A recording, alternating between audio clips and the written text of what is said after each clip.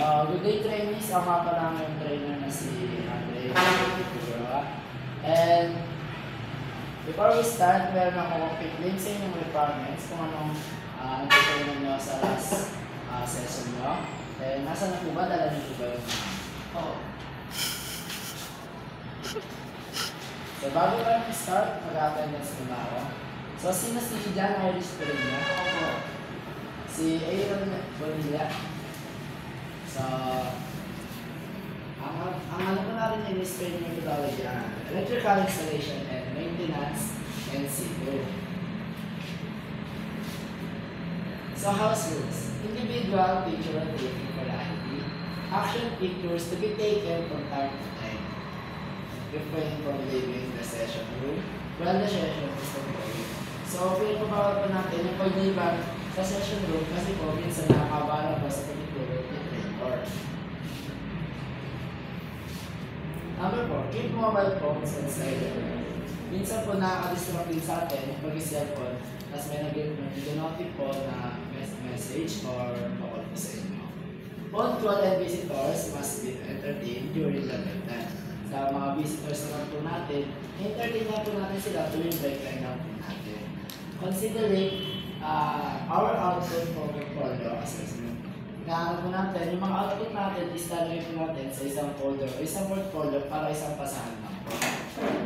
Number 7, national assessment will be announced on or before the training. Traditional CBT approach. Traditional, teacher-centered and lectures. Traditional, focus on textbooks and lectures. Number 4, emphasis on memorization. Traditional, passive learning. CBT approach, learner-centered and outcome-focused. Individualized pace and practical and applied. The last is assessment-driven. Here are the CBT principles. Number 1, the training base is on curriculum developed from the competency standards. Number 2 is learning is modular in its structure. Training delivery is learner-centered and should accommodate individualized and self-paced learning strategies. Number 4, training is based on work that must be performed. The CBT principles, training materials are directly related to the competency standards and curriculum modules. Number 6, assessment is based on the collection of evidence of the performance of work to the industry required standard. 7, training is based both on and off the job component. And training program allows for recognition of prior learning or RPL or current competencies.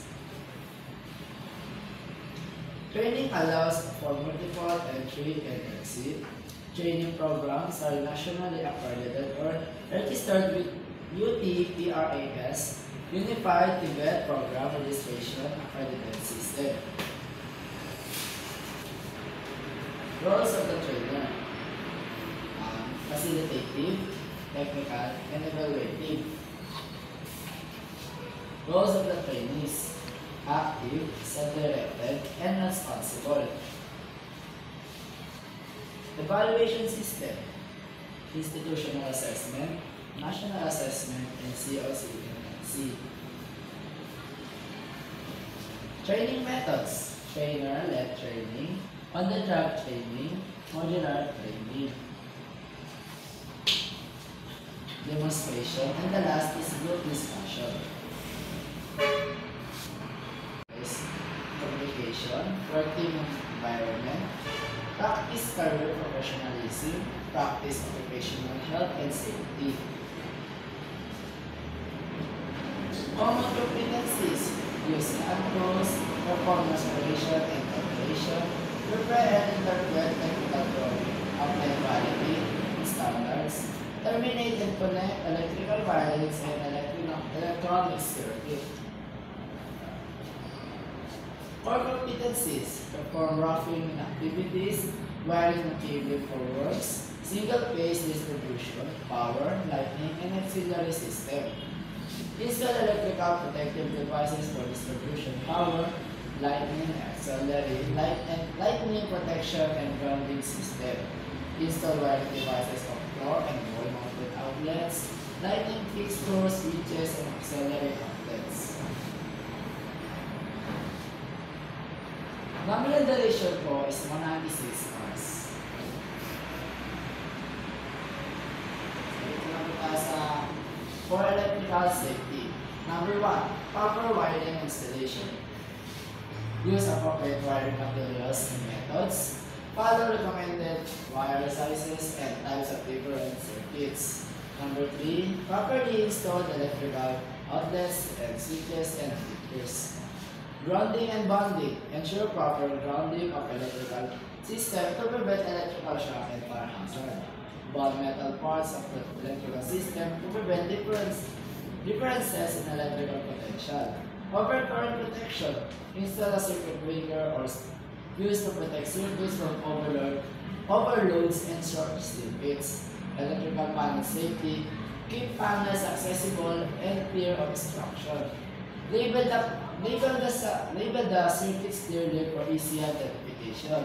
Protection in damp or hazardous location. Naman tayo.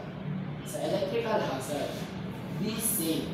Burns, electrocution, shock, arc flash or arc blast, or explosions. Causes and prevention of accidents, whether it's household appliances or workplace equipment. Each day, we are surrounded by electrical devices, while most of us enter our lives without experiencing an incident or worst case scenario. Accident is therefore so important to familiarize ourselves with the signs that our product is doing. By knowing the major causes of electrical accidents and methods for prevention, we cannot only keep ourselves safe but proceed our task, our home, and workplace. In order to remain safe, when using electrical equipment, appliances is worthwhile to familiarize yourself with the basic electrical safety, knowledge, and will help minimize the risk of accidents and prevent accident. So, tapos na tayo sa Learning Resources Center. So, lalawin naman tayo sa ating practical work area.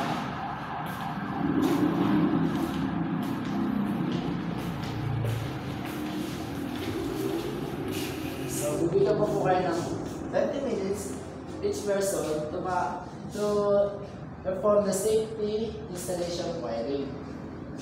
So, ang mauna po ay si John Iris Perina.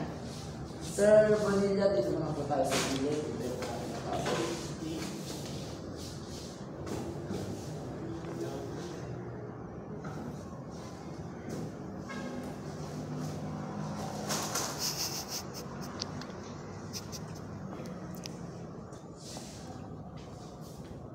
So, time's up na po. Next naman po ay si Bonilla dito po.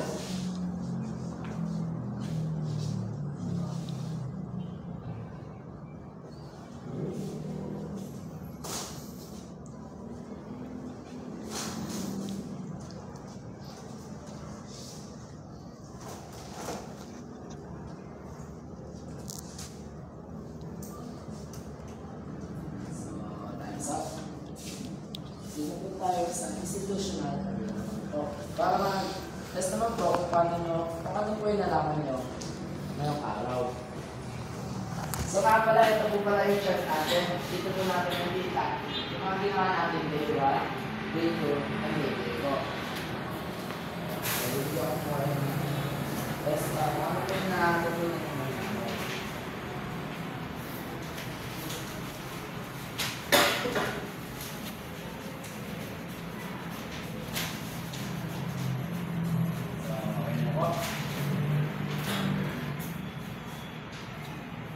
Babanggitin ko lang po yung hindi nakapasa at sinong pumasa po. So, Pumasa ka po, Mr. Bonilla. So, may receive ka tender certificate. And ikaw naman po, Mr. Irish, is nakita ko po ba sa demonstration mo po is hindi mo po kaya talaga na hindi na pumasa ka. So, hindi ko ka po masyadong molot kasi pwede ka naman po mag-take ulit na to, like safety installing wiring device na po. Yun lang po and thank you. Sana hindi po kayo